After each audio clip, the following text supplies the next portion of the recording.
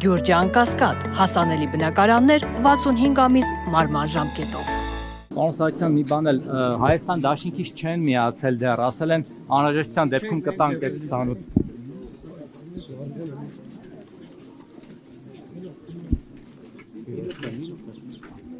Պարոն Սարգսյան, Հայաստան դաշինքի հայտարարությանը ինչպես կարձագանք է, որովհետև ասել են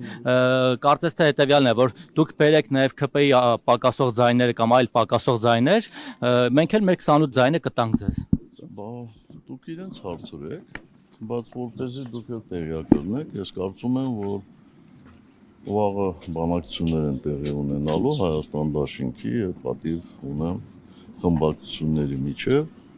եւ այդ հարցերին վերջնական պատասխաններ կստանանք։ Դուք եւ Ռոբերտ Քոչարյանը բանակցում եք այս պահին այդ հարցի շուրջ։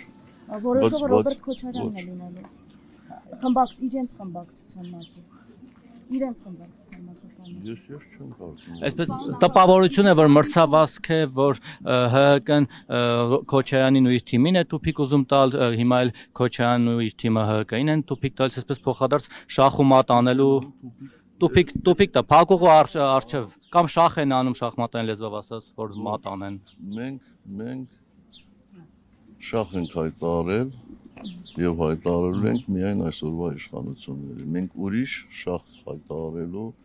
ֆիգուր չունենք։ Մատ անել կստացվի իմպիչմենտով։ Այո։ Իսկ փողոց գեներացնելու հիմքեր տեսնում եք նաև այս գործընթացով։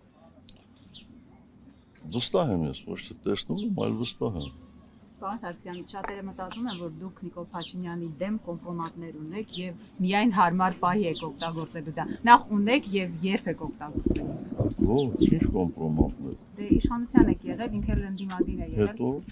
Հետո Որևէ ձևով չունեք կոմպրոմատ։ այսինքն այս 7 տարվա ընթացքում ամեն ինչ շատ լավ է եղել եւ լրացուցիչ կոմպրոմատների կարիք կա։ Ես զարմանում եմ ձեր ես զարմանում եմ ձեր հարցերի